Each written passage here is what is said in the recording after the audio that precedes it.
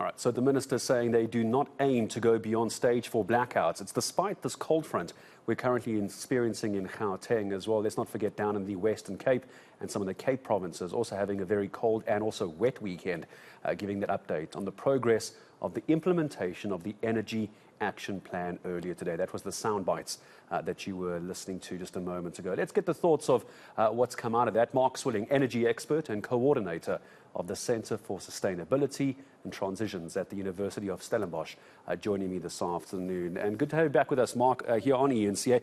What did you make of what the minister had to say? Because obviously, when it comes to generation and transmission, it sounds very complicated when the minister says they go hand in hand, but it seems like an obvious statement, doesn't it? It is an obvious statement, but for the past 20 years or so, it hasn't actually happened. So it's very welcome to see the head of the transmission team and colleagues there up front in the press conference, which in and of itself makes a significant statement that that's a team that is now recognized as playing a strategically important role in addressing the challenges that we face going ahead. Especially in light of the fact that the NERSA has granted one of the 3 licenses that the National Transmission Company needs to get up and running. Just unpack that license. What is it actually going to look like? I'm just trying to help for those who weren't following the press conference and for ordinary South Africans. What does that license mean? It can get bogged down in the jargon and licensing for various entities.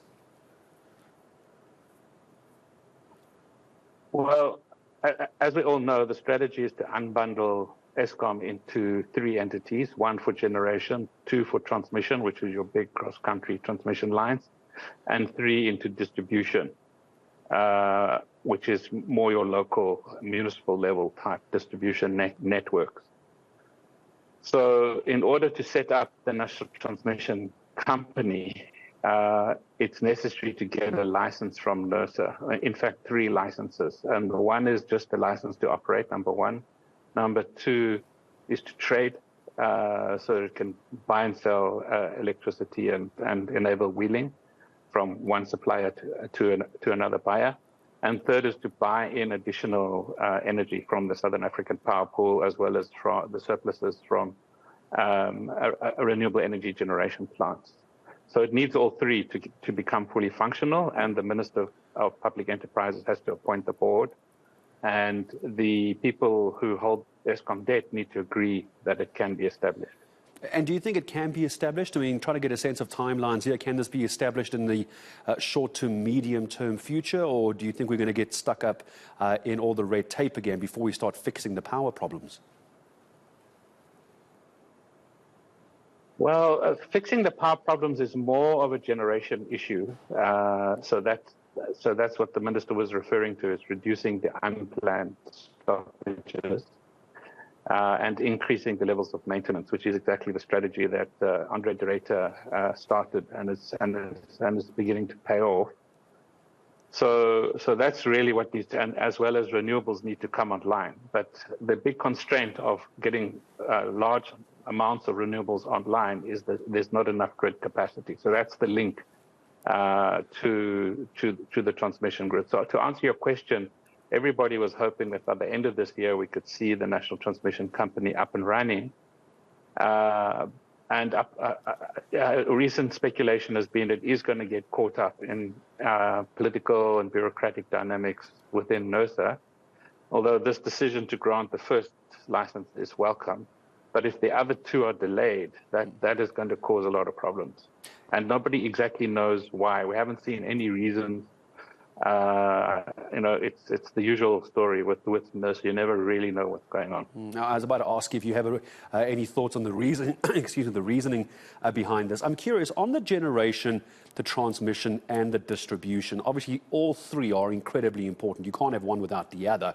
But can you put that in a priority list, Mark, if you could? Which one would you deal with first, or can't you deal with just one? You have to deal with all 3 at the same time.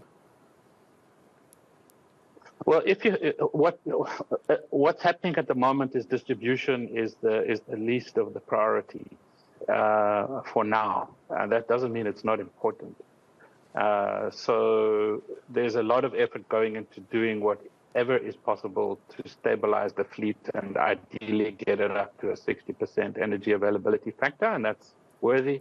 But you're not going to get the really big bucks that one needs from the National Treasury or from other sources to really fundamentally rehabilitate the fleet so that it can get back to what it should be performing. That's just not going to happen. So to solve the generation gap, you need massive amounts of renewables. There's about 25 gigs in the pipeline. But for all of that to happen, you have to do what the minister's talking about, which is to create more grid capacity. And the low-hanging fruit is areas where you've got power lines, but you don't have substations. So you can put the substations in. Where you don't have power lines and you don't have substations, like in the Northern Cape, the lead time there is 5 to 7 years. So we shouldn't get too excited about seeing much more happening in the Northern Cape until the real transmission rollout plan that the minister was talking about really starts to happen on scale. Yeah, I think many people forget we're talking about the nuts and bolts of this sometimes as well, in literal substations on the ground and power lines. And are they called pylons up in the air? I feel like I'm not using the right word, pylons. We're talking about nuts and bolts of this. I just want to get your thoughts. Go ahead. Yeah, go ahead, sure. Mark. No, yeah, you're right. The big pylons that we see for the cross-country 11 kV lines, I mean, those are the big heavy-duty things that need to be established. But there are areas like in the Free State where you have power lines and capacity, but you don't have sufficient substations. And the minister, I was interested to see, he really repeatedly emphasized the Western Cape and the Northern Cape. Although I didn't quite follow, because he kept on talking about the urgency substations, dealing with the low-hanging fruit. But that's not the Northern Cape. Yes, there's pylons like we're seeing in the picture at the moment in the Western Cape, and infrastructure, and it needs substations. That's where you're probably going to have the quickest results. We're talking about the cold fronts at the moment. So the minister referring to, how cold fronts are putting a strain on the grid overall, etc. As we're starting to get to the end of winter, yes, I know we're in a cold front now. We'll probably have a few more cold snaps before we say goodbye to winter. Did it get as bad during winter as you thought it was going to be? I think the worst we got to was stage 6. But there was this expectation we were going to go through to stage 8 and pick a stage after that. Do you think it was going to get worse, or was it as good as you thought it was going to be? Well, I agreed with the minister at the beginning of winter that we should really knuckle down to a very tough winter. But as he was saying today, it hasn't been as bad as everybody thought. And that's because they were able to put more into maintenance. They could reduce somewhat, not completely, obviously, the unplanned stoppages. So yeah, and we still have a way to go through winter, but it's certainly not as bad as many people were predicting, for sure. It just came up the other day, just in closing. I'm going a little off of the press conference this morning that we were watching, Mark. I just want to get your takeaway on this. This car power ship, again, coming up earlier this week. It's still the talk of the town. It's, the talk of the government, not the town. Do you think that could still be a stopgap, despite the fact it's 20 years? Is that still the way to go? Is there no other option? Well, the Minister of Electricity has said you can't have an emergency solution that lasts 20 years. So he's in favor of 5 years. I really, really hope he doesn't back down from that. I think it's unlikely that car power ships will agree to a 5-year term.